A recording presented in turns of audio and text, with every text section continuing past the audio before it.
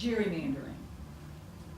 Okay? I was gonna These bring people that don't up. answer to only one party because their district is Austin Scott answering to that core. Do you know how many people I've met in Houston County who tell me they're Democrat but don't tell anybody? Because it would destroy their business, and that's That's- right. They're right, it probably would. But you know what, though? They're not as alone as they think they are. No, they're not, but I hear that all the time. I travel throughout the district as part of my And you're right. job with the Democratic Party of tell you Georgia. that. I can't stop hearing it. I'm so alone. Don't tell anybody about a the Democrat. people are answering only to one party because their districts are gerrymandered. And people don't vote because they feel like their vote doesn't count, it doesn't matter. When Austin Scott was elected, it was in 2010, and there was a wave election across the country of Republicans winning. He beat the Democrat Jim Marshall by, I want to say, what is it, 6 or 8 points? Not much. It wasn't much at all. But he hasn't had a contender since then. You want to know why? Because they keep saying this district is red. It's red, red, red, red, red. It was red when Jim Marshall was in it, and he just barely held it. It's red now Austin Scott's in it, and he's holding it really strong. He gets 63% of the vote. Meanwhile, he hasn't really had a challenger, not a real strong challenger. Now, I'm not saying that I'm yet a real strong challenger. We'll talk about what I need help from you to be a real strong challenger towards the end. But right now, we need to have somebody to fight, to say, is that true? Or are there people who aren't being heard and aren't being represented? And just traveling across the district, I would say there are a lot of people. So yeah, I've heard that a lot. You have questions, Steve? Fred, right here first. Oh, okay. Hi. Hey. So before Obama left office, he was working towards making prisons no longer for profit. However, Jeff Sessions, he is not in agreement with that. So what is your personal position on that issue? I'm totally in disagreement with the private prison industry. I don't think that prison should be privatized at all. Let me open this up.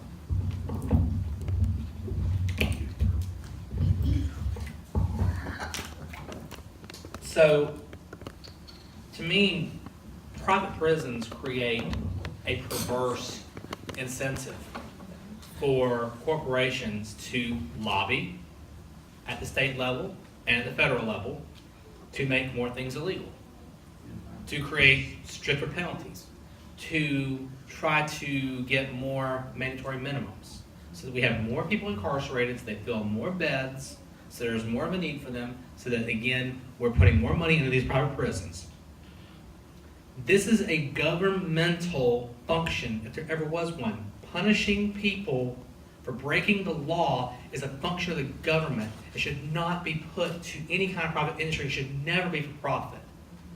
Like I said, it creates perverse incentives. And we see the results of these incentives. There is a definite prison pipeline, especially in lower socioeconomic communities, in minority communities. That's why drug policy is the way it is. That's why marijuana is a Schedule I drug. Why it remains one. So yeah, I definitely am against privatization of prisons. I think it's not a good deal. It doesn't save us any money. It actually costs us more money, and it creates perverse incentives to criminalize people who would not otherwise be. So I have a couple of points first, and then I'll get to my question. Okay. So, just on Fred's bravery, I'll just say that I think in our first meeting, because we sort of have these little political salons, we'll call them, he said, we were talking about this issue about how Macon Bib is blue, but you wouldn't know it because we're all real quiet. And we're not putting the bumper stickers on and the signs in our yard because there's this fear that we're in a red state and there will be retribution. And it sticks in my head that he said, I put a sign right in my yard because I just don't care. And it wasn't an I just don't care in a bad way. It was these are my principles and I'm not gonna cower. So that's just my personal endorsement of Fred. But beyond that, President Obama made what I feel like we're seeing is a corporate takeover of America across the board. A couple of things that I think that we did wrong as constituents. On the point about nobody sort of pushing back, that's not what I'm seeing now. I'm seeing the Democrats at the airports with megaphones and, trying to stop the Gorish nominate. See, I think they're fighting the way they never fought before. They're just in the minority. I think they're fighting really well, actually, and actually not doing too bad, given the fact that they don't control anything. But where I feel like I and we failed Obama is that we do not come out at midterms. So major disadvantage, you completely handicap even a really popular president when you don't, this is a liberal trait. We don't come out at midterms. We tend to focus on national issues. These are traits I notice in myself that I'm really learning this time around to sort of turn around. So those were just some. The other thing I think we need to do a better job with messaging is every reputable polling organization will say when they poll the country on issues, we are getting more and more liberal across the board as a nation on environment, gun control, everything. Somehow that's being lost in translation completely. That's a marketing issue. I don't know how you drive that message home. So most people will say it's a TV network, split with Fox, and so those are just things where I think as voters we failed Obama. The question I have for you, and this is very specific, and I don't expect you to have the answer, but how would you promote wind and solar in the 8th district? Are there solid opportunities that can be identified right off the bat? And for people that maybe are in fossil fuels, or I don't know much about coal and fossil fuels in the 8th district or in Georgia. I won't even lie and say that I do, but is there a plan to retrain, a solid plan to put out to retrain those people, or a proposal to get them into wind and solar? This thing is food for thought. Yeah, well, I will say we do have a pretty big opportunity, at least in solar, throughout the 8th. If you ever drive through the 8th, like I said, it's rural. There's a lot of farmland, a lot of crops. There's a lot of also just empty fields. There's a lot of land, and we have a ton of sun. We got a lot of sunshine here. We do have a lot of trees. We also have a lot of fields that maybe are used for crops or aren't used at all. And we can certainly create tax incentives to try to use some more of this land in this way, try to build out. But the problem is that we really don't have, like I said, we don't have the grid that we need to really take advantage of those opportunities like we have. That's just icing on the cake. That's just the outside. There's a lot more that we can do that I want to drill into as I move along in my campaign. And as I get up there and start working with other partners who may have ideas that I haven't even thought about. But that's one thing that in the 8th, we have a huge opportunity in solar, I can tell you right now. You should probably have a very large pushback from the fossil fuel industry when you try and do that, because they're making big profits from selling us oil and gas to run our electrical grids, and so that's Sure. But the utility companies, for their future and cost savings and efficiency, are turning the other way. So there's a counterbalance to it. I mean, I think there's a great opportunity. Sure, And I I think you could differentiate yourself too if we have a little bit more developed plans on maybe how to retrain people or recruit them into the industry. But you're not wrong. This isn't a cakewalk. It's not like I could walk up and be like, hey, I got these ideas. What do you think? I'm going to have lobbyists who are going to be making attack ads on me just as soon as they get an opportunity. So, but I want to, before I go to anybody else, I want to touch on something else that you mentioned. You mentioned how Democrats don't perform that well in midterms. I want to ask everybody to kind of raise their hands at the following things. Who here knows the name of the President of the United States? Show of hands. You don't have to like him, you just know his name. All right, who here knows the names of both your U.S. senators? Okay. Who here knows, who here knows the name of your congressman? You may be in my district, you may be in another one. Who here knows the name of your congressman? Who here knows the name of the governor? Who here knows the name of your state representative? Got a pretty good crowd here. We got a few hands that didn't come up. Who here knows the name of your state senator? Who here knows the name of your county commissioner? As you can see, we have a lot of hands. This is a very politically engaged crowd. They're decreasing as they go down. And that's because the higher up you go, the more attention it gets. And the more attention it grabs. And that's why presidency, Democrats, they just go with what grabs the attention. So you're going to get more during the presidential years. And Republicans tend to be a little more diehard, and they vote down the ballot. And so you do have that kind of off your thing. They are generally a more dedicated group. But that's one, we need to continue to educate ourselves down the ballot, down to school board, county commission, everything. If you don't know who represents you, find out. It's not that hard.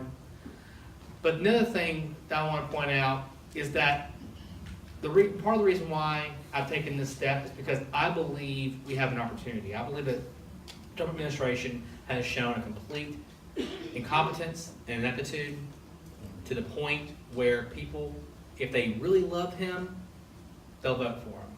If they kind of voted for him, they kind of liked him, they may stay home. Maybe they'll vote for somebody else, but they may stay home. But we're going to see a lot more energy out of people we've never seen before. I'm going to tell you, there are groups cropping up, such as Central Georgians for Progress, such as Georgia Women and Those Who Stand With Them, such as all the indivisible groups, and they are people I've never seen before this year.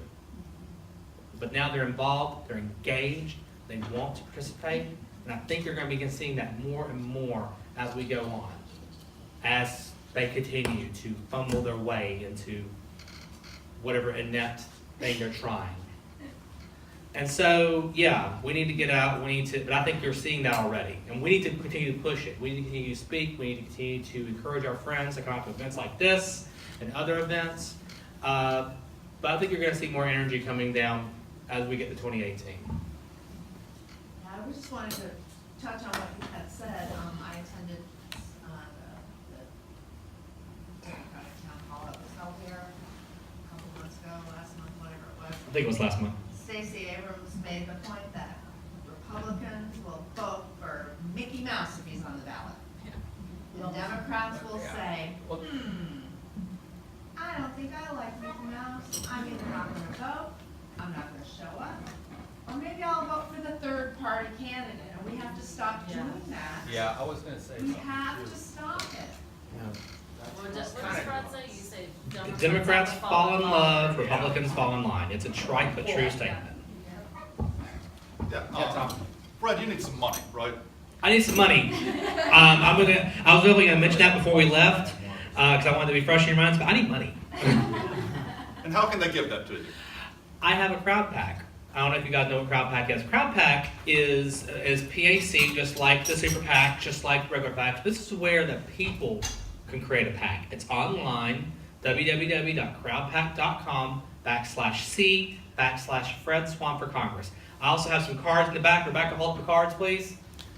If you grab a card on your way out, it has my crowd pack address. It also has my Facebook page, my campaign's Facebook page on there. But you can pledge on there, and when I reach my goal, no money will be taken out until I reach my goal. At that point, then I'll take the money, put it in my account, and begin spending it on the campaign. But I really like Crowd Pack because it is a way in which the common person can be involved and engaged, and they're not going to get pushed out by PACs, special interests, and lobbyists. If you have a candidate who's really dependent upon something like Crowd Pack, you know they hear you. I know. I've received $2,600 in donations so far. I know every single person who's donated to me. Not that I know them personally. I know most of them personally, but I know everybody who's donated to me because I see that. This isn't like you're donating to some shadowy PAC, and then that PAC shovels some money at me, with a steamroller.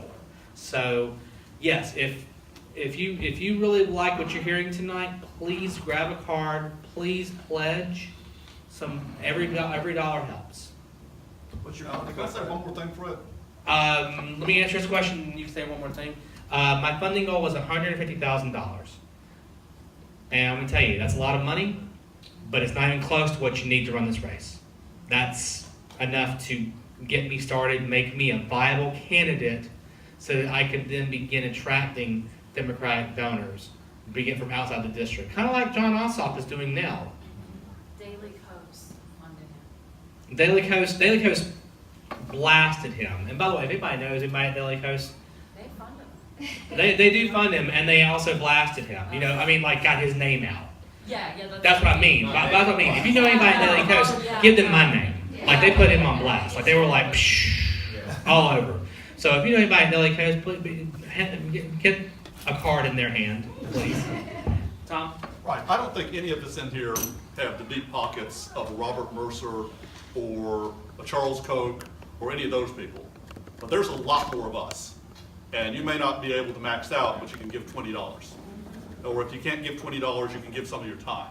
And I'm not just talking about Fred here, I'm talking about people that you care about that you need in office. So you've already spent an hour with us. I would encourage you to make that commitment that you're going to give something of yourself for the outcomes that you care about. Oh wait, but behind you. Well, Sorry. you know my history. Yes. And you know how I am about candidates. Yes. And I'm gonna tell you something, I'm just sick and tired, either side, of you coming out and doing all these things when you want our money, but you don't keep doing them, because I think the more you're out there with people one-on-one, and I know it's sacrifice for Rebecca and the family, they won't see you for months, but I really do think the way you're gonna win is to get out there and just wear your car out with people.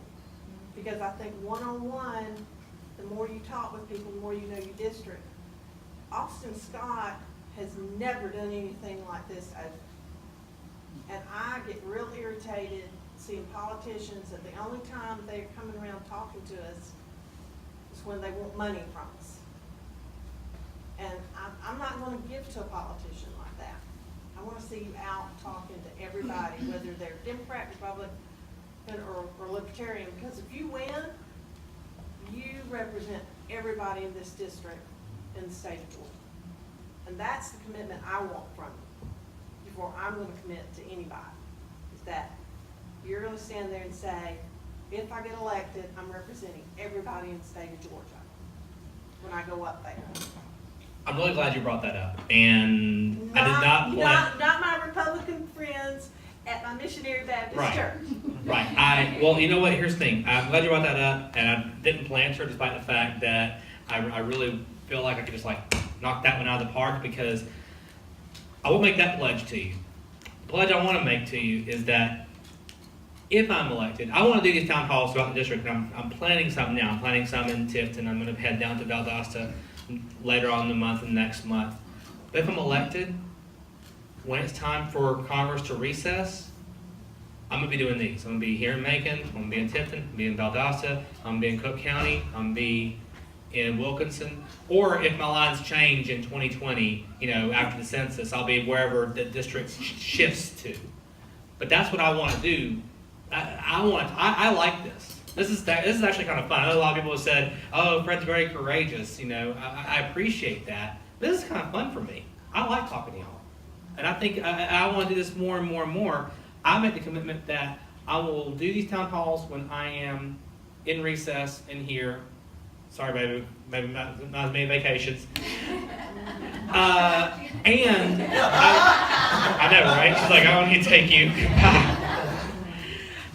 And I want to expand the use of things like, maybe not Google Hangouts, something like that, where we can begin doing tele town halls, not when we're in recess and you should be in your district talking to people, but when you're in DC and you're like, "Oh, I've got tonight free, I don't have an event, let me schedule something for that," where you're talking to more and more people. Now, I'm telling you right now, I'm going to do that whether or not I've done something everybody likes or whether I've done something everybody's ready to yell at me for. That's a commitment I make. So if you elect me, if you help me get into office, and then I don't do it, vote the bum out. Get rid of me. I want to say something about that. I want to say something. And this is more in response to what you have said. The reason I'm here today is because, one, I'm not very politically active. I'm more of an observer, not just for Georgia, but for what was going on in Holland, the Germany, France, the UK, France. Virginia, France. I was just like all the way. But you, again and again, I kept running into you. Every time there is an event, Fred is there. Okay, my wife is more politically active, and we've had these resistance meetings at our home, and every time Fred showed up. You have a lovely home, so what do you want me to do? Fred's been showing up for a long time. And there was this meeting at that Mexican restaurant. There he was. So every time there is an event, Fred is always there. So when my wife said, okay, Fred is having a town hall, she knows I don't go to these kind of things. I say, oh, Fred, I'm going. So believe me, he's going to be there. He's going to wear out his car tires. See that? Like I said, I love these kind of things. So thank you for that. Thank you for mentioning that. I think But- you also have to be realistic. It's very expensive. You're probably gonna end up taking money from a PAC because you have to survive, you have to get through the campaign. I went to Sanford Bishop's Town Hall Mhm. Tuesday night, was it? And he said that's the realism of it. You have to run every 2 years, you have to have the money to do it. And they're probably, if you make it to Washington, they're gonna put you in an office and say, every Tuesday, you're in here calling for money. You're not And I'm wrong. sorry for this lady who says every time all you're ever doing is asking for money, but every 2 years is a lot, that, it comes around really fast. Well, Fred knows, my grandfather was a U.S. congressman, and, way back in the day, but when he was home, he was in his district, getting out, meeting his folks that voted for him. Right, and I see mean, that's the difference. That's the thing, You don't. it's like, I know it takes a lot of money, Mm-hmm. but if you, And yeah, I'm gonna have to ask for money. I'm That's just the convinced, case. Fred, if people can meet you one-on-one, they're gonna vote for you. That's true. Because you have a That's good true. grasp of the issues that are going on Yes. here and going on nationwide. So how do we get more people They to need town you, halls? they Even So more. yeah. It's more just getting out, every time he goes somewhere, he needs to be saying, I'm Fred Swann, I'm running for Congress. Right. But we also need to be doing that too. Right. I think, the Democrats need to come out of the closet and announce that They they're do. here. Because a lot of times I find if I frame an issue without giving it a political tint, people will agree. You know, when I talk about, as a nurse, a pre-existing condition, everybody has one. Almost everybody has one. Mhm. You know, diabetes, asthma, those are pre-existing. People can agree to that. So you find something that's not, so partisan. And then you say, well, I'm a Democrat. And then they're shocked because they think you should have orange on your head. Right. Well, but that goes to the point of how you get some agreement. Is you find somebody who's not just ready to score points for our team, but really wants to get something done, and you find a point of agreement, and then you build out from there. And that's exactly what you're But talking I was about. listening, I can't believe I'm quoting Bob Dole, but he was talking about, one thing that he thought had changed, probably when he knew father, was that the money. And he said, it is so much money that we used to be able to argue and then we'd go have lunch together. We don't. We don't stay in Washington. We rush back to make money. So we're not connecting with constituents. We're not connecting with each other. They would have arguments and then they'd go to lunch. No, they can't be seen with each other. If you're, listen, this is a true story. I had a booth at the Perry Fair, And I had a life-size Obama, well, not life-size, but a cutout of Obama there. A friend, I'm not gonna say who it was, but a local congressman who was a Republican came by. And when he realized for a second there that he was standing next to Obama's cutout, he jumped away before I could take his picture. I was like, you know, really, it's not contagious. But you know why? It's because one, their donors punish them for that. Right. But two, their voters and their constituents sometimes punish them for that. Right, because they're gerrymandered districts. Right. And there's so much vitriol that has been spewed out by the media and a lot of times by our politicians that the people now are so entrenched in these two parties and these two teams winning that if a lot of people, when I have said I could work with the president on things, and I will stick with that. If the president says something that I can get on board with, I will work with him. Despite the fact that I don't actually think he's a very nice But person. I want to say this, I'm tired of Democrats saying everybody's saying they're just as bad. No, we're not. No, Okay? That's what I was- No, Yeah, we're I don't- not. messaging. I'm sorry. But what I'm saying is that. Quit throwing yourself on that sword. No, But what I'm right. saying is that, the point I was getting at real quick is that I get pushback from my liberal friends. You would work with him. I mean, he's so horrible. And I'm like, then how are we gonna get anything done? We're in the minority. I mean, seriously. I think- If he became Less unreasonable and impeachment is reasonable there. to work Right. with. Right, exactly.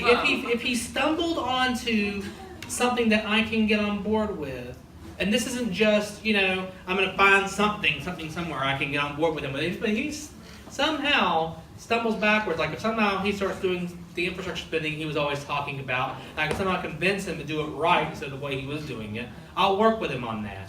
Right. And that's what we've got.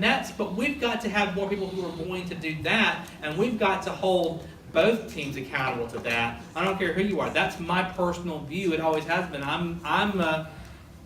I want to work with you kind of guy. I will fight for my principles, and I will fight against things I disagree with, but I'm not going to fight you because you're on the other team. I don't think this isn't a team sport, or it shouldn't be. This is about real people's lives.